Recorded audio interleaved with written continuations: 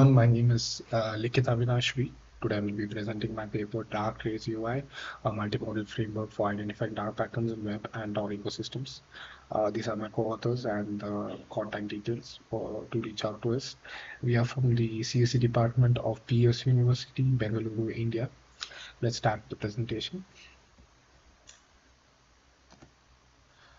The outline of the presentation, we start with the introduction, then the proposed methodology.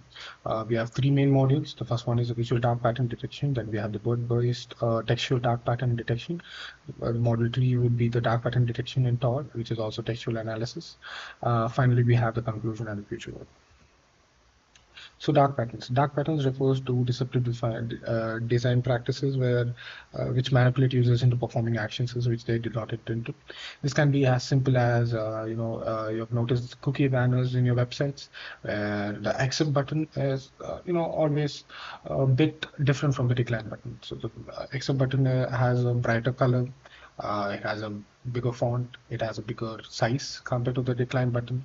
It intrigues the user to click on accept rather than the decline most of the scenarios. And that's one simple example of dark patterns. This can be complex as well, right? Deleting your Instagram account you might find it tedious, or coming out of subscription of any subscriptions nowadays is a tedious task. These are techniques used by organizations. So the term dark pattern was coined by Ari Brignon, UX designer in 2010, but these practices were prevalent way before that, and even in the physical world in terms of marketing and advertising, let's say the billboards and other things, these strategies have been used throughout. It just it assesses the human cognitive biases for to influence their behavior. So the current research on dark patterns is as follows. There are surveys on users where they share their experiences on the dark pattern. There's psychological research which shows, how the dark patterns exploit cognitive biases, how FOMO, how emotions, all these trigger the use of dark patterns. Then they have taxonomy development, where new dark patterns are defined by researchers in studies. And there is legal regulation. So several regulation policies have been in place to go against the unethical use of dark patterns by GDPR, Data Act, and other things. So they discuss on this as well. So there's user awareness studies as well. Even in the social media applications, there's hashtag dark patterns where designers and users interact to share about the dark patterns. So the domains studied in dark patterns are as follows. In social media, the main intent is to keep you addicted to the application. And one study found out that removing engaging elements like likes, comments, and recommendations actually reduce the screen time. So in e-commerce, it is more aligned towards financial losses. You might see that when you add something to a cart, there's some hidden charges that are that you have to pay, which was not disclosed to you earlier. In cookie banners, like we explained earlier, the part where the accept button is more intriguing, and that the user would want to click on. And in gaming, it is more of like gamification and other patterns which are used. And some studies have even found out that social robots use emotions of humans to advertise, basically. And even healthcare systems, something which is not related to dark patterns like entirely. A study found out that a drug company and the EMR, electronic medical records, were promoting opioid prescriptions, contributing to the opioid crisis. So this is where we introduce an unexplored genre or domain, which is the Tor, that is the Onion router. It is widely used by journalists, activists, researchers for whistleblowing, or to see censored content, and access those information safely. Even for collectibles and other news articles which are not accessible in that specific region can be accessed using Tor. And in Tor, it is also known as dark web, where most of the activities are illicit. These dark patterns serve as um, the trigger for the like a catalyst for illicit content. So studies in Tor are mostly aligned towards illicit content. So be it drugs, illegal activities. A study was using NLP to classify the illicit activities. So and no existing work defines dark patterns. In any of its research. So this unexplored domain is what we'll be exploring in our study. So these are the proposed methodology. The visual analysis module, which is trained on actual data from the surface web, but it can be also extended to the Tor because the color manipulation, the size manipulation, which we have already discussed on the cookie banner, are almost similarly used in the Tor as well. So the input expected would be the screenshot, and the output would be a screenshot with bounding boxes, highlighting the areas of interest where dark patterns are associated. The textual analysis uses the HTML DOM of the web page that you're looking at, and without scraping it, we just read those data and send it to the BERT model in batches for in chunks basically for a faster inference time, and the BERT model labels it with the dark pattern and gives a confidence score for it. For the Tor, this is the proposed architecture. We can directly give in a text input saying, "Oh, this is a dark pattern that I feel it might be a dark pattern," because we couldn't make a browser extension in Tor due to some dependency issues, and that's the reason we have a UI where we can enter a text, or again like earlier, send a screenshot where we use easy OCR to extract the text from the image and send it to the backend where GrokFast LLM is used for reasoning capabilities and classification of dark patterns. So let's start with the visual model. So the visual dark pattern detection. So the data set that we used are 160 images which were collected from various online sources, also from an open source data set called ContextDB. So this data set was published along with a paper named ADUI in the year 2024. Which was detecting dark patterns as well. So we have 8 distinct classes of visual dark patterns. The 8 distinct classes are as follows. They can be deceptive icons. So there are certain icons which are associated, which pertain to dark patterns. It can be an obstructive pop-up like a cookie banner or an ad, which we noticed earlier. Then there's an aggressive typography. Even though we are not directly using textual analysis, we look for the contrast and the font of the text, which creates the urgency rather than just the textual content itself. The color manipulation, like we discussed, the exit button having a brighter color, and then the decline one, the size manipulation, where the continue button is larger than the undecided option, like the no tanks, which is like very small. Then we have the countdown, for the, within this time, if you produce, you have a offer or something going on. Then we have hard to close icons. So to pre-process this, some of the images from the context DP were of the COCO format. We converted it to the YOLO format.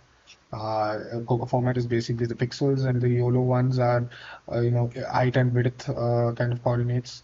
So each image bounding boxes were labeled with a certain kind of class, and we organized the data set. So even though we have 160 images and 8 different classes, we try to augment it as much as possible for the model to understand different types of dark patterns more efficiently. So each class we had around 88 instances representing without biasing the model. So we'll look into that, some of the techniques which we're using. So the focal loss, which is closer to the cross entropy. Heavy augmentation, we use mosaic, which is like 4 images in one mix up, where we take features from 2 images and mix it up. We have copy paste, we take feature from one image and paste it onto another. Adam W optimizer, which is an upgrade from the Adam, where we decouples the weight decay and the gradient coefficient of it. The cosine learning rate scheduling, which reduces it equal to a cosine curve, reduces the learning rate as it goes. Then we have multi-scale training. So our model is not trained over one resolution of images. It's trained in varying resolution and varying size of images. That is one part of it. So the icons detected are as follows: the reward, gifts, fire, flash, star. These can indicate some kind of sense of urgency to the user. And the pre-ticked ones are, certain privacy policies before the user even reads it are pre-ticked. So these are some of the icons which the model detects. So the results are as follows. YOLO V5, the reason why we chose YOLO V5 medium variant is for its accuracy and its short inference time. So later when we include this as a browser extension, thanks to a short inference time of 10 to 12 milliseconds, it can detect dark patterns very efficiently and like immediately too. That's the whole idea of our model. It's to make the user aware before he makes that action. And the timing is what's considered an important part of it. And the score achieved by it is 66% mean average precision at an IOU threshold of zero point 0.5. That's the overlap. So a recent paper I published around 54 in this kind of as an improvement over that.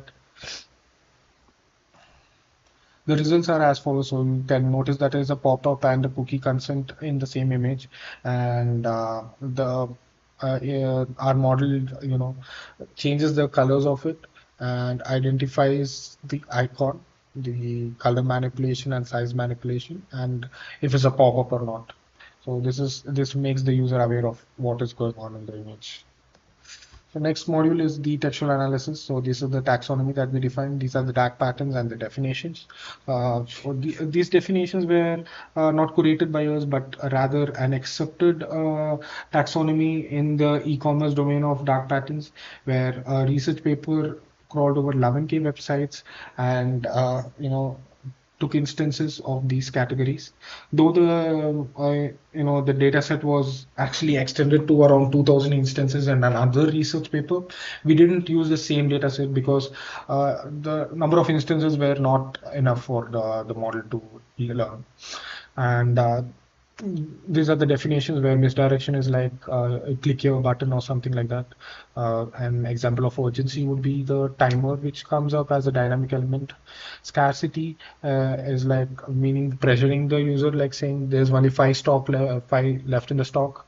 Or the social proof would be like messages like 500K users found this helpful, you would might find it too.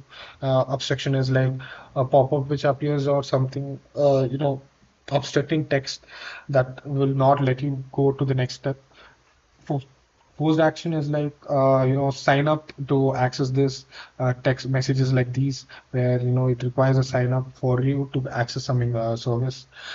Sneaking would include, like, let's say you're adding something to your cart, there are some charges which are not you know not explicitly in your consent. That's what. So let us look into the model part of it and the dataset part of it.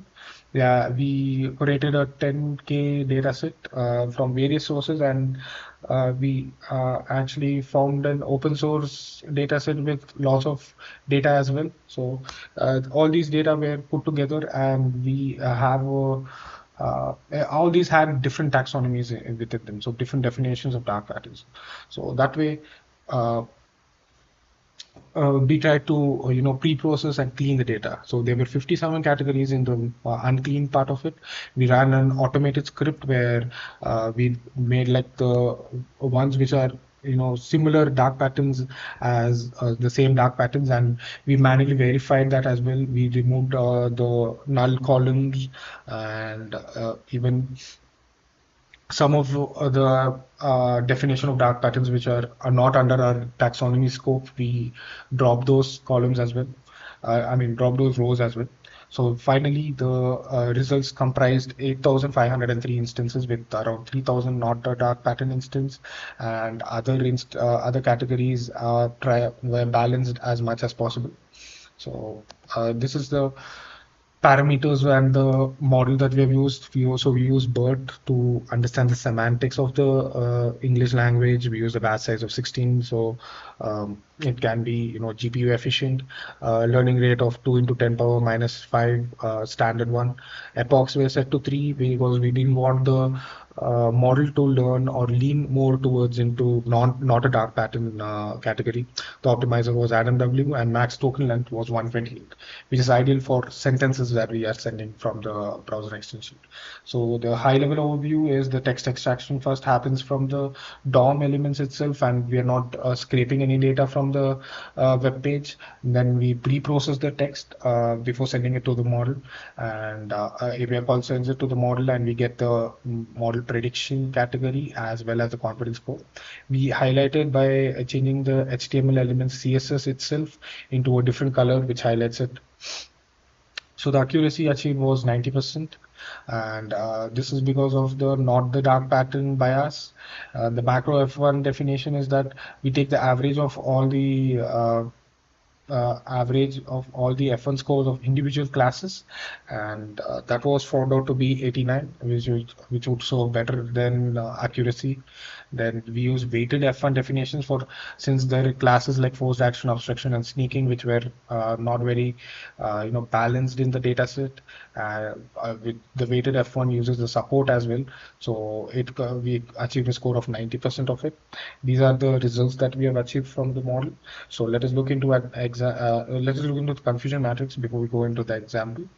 So you can notice that most of the false positives are in not a dark pattern category.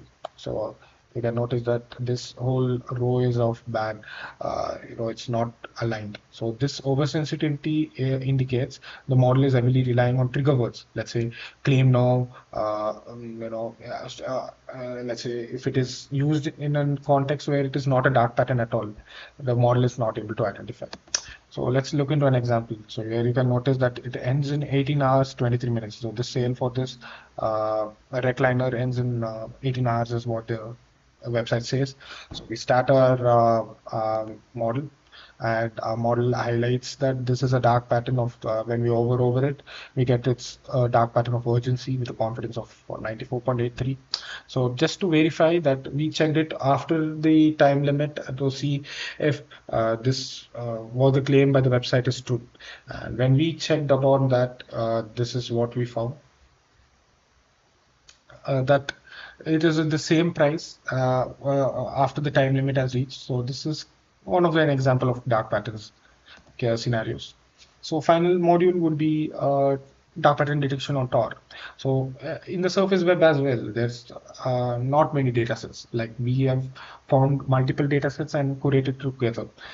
So that's the reason. And there was one study which used automated detection using GPT-3, and we took inspiration from it and use it for Tor. So we use zero-shot prompting, one-shot prompting, and few-shot prompting. The model we use is Grok Code Fast 1. The reason to use it is, again, the inference time. We want the user to be aware of it before he proceeds to the next one. We were unable to make an extension in the Tor browser due to some dependency issues, and that's the reason we come up with a UI. And we have a system prompt which tells that tells the LLM that it is analyst looking for dark patterns, specifically the 8 definitions that we defined earlier. So zero-shot prompting uses only these definitions to make the decisions, whereas one-shot prompting uses one example of it. As you can see in the left, we have different examples for different categories. One example as a reference to identify the dark pattern, and few-shot prompting uses multiple examples to identify if it's a dark pattern or not. This is a procedure we can approach with, and we look into that how it works. So let's say we put in a text mode, and we have the text over here. We get it classified as misdirection. We get the reason why it is. It is it might lead to a fraudulent or phishing attack kind of page. And the difference from the surface web is also shown here, like how it is different in Tor. So the likeliness of what is going to be lost is not just finance or your privacy. What is getting lost is also being identified. So let us go into the image mode and give this as an input. So we have extract the text from the easy OCR, and we have set of 200 heuristic rules before sending it to the model, which finds keywords, which cleans most of the text. Easy OCR contains lots of unnecessary information as well. So it verifies that and cleans it, and then it uses the text for classification purpose, and we classify it as a misdirection. So not just one text, so we get multiple outputs. So this can be extended as a browser extension is what our goal is. So let us get into the conclusion. So we developed a multimodal AI architecture to detect dark patterns on surface web Tor-based environments.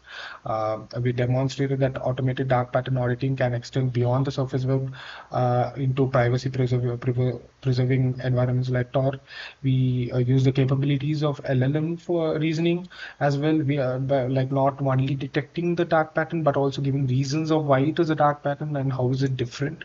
We can perform like a comparative study as well using our own module, and this our model works in data scarce scenarios as well, because it relies more on the prompt more than that. So the future direction would be as follows, and to improve the scalability, accuracy, and generalization. So like how we had the prompt technique which we had, which can be extended into an agent thanks to the system prompt which we already have. This can be made an agent as well rather than the browser extension, but the inference time is what we are looking for. That is to enable real-time deployment and to explore different domains. So I told you the research that is going on in dark patterns to explore new domains which are like trading or travel. These are some websites which are not much explored in terms of dark patterns, and extend it even to mobile applications. So the dark patterns in the websites and in the mobile applications have different categories whole. So these are the future directions, and we look forward. Thank you all.